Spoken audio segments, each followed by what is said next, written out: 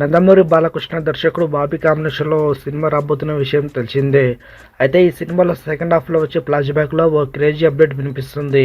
ఈ ఫ్లాష్ బ్యాక్లో బాలయ్య పూర్తిగా 60 ఏళ్ల ఓల్డ్ గెటప్లో కనిపిస్తాడని, పైగా బాలయ్య రఫ్ అండ్ రగడ్ లుక్లో కనిపిస్తాడని, ఈ ఫ్లాష్ బ్యాక్లో వచ్చే సీన్స్ కూడా భారీ యాక్షన్తో నడుస్తాయని తెలుస్తుంది.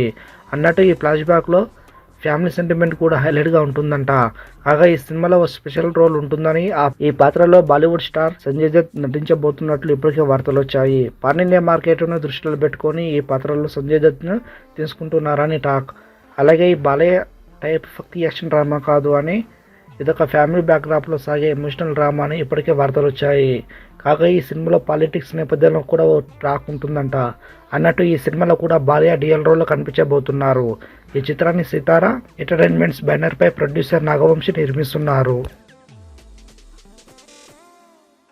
మరిన్ని అప్డేట్స్ కోసం మన ఛానల్ని సబ్స్క్రైబ్ చేసుకోండి.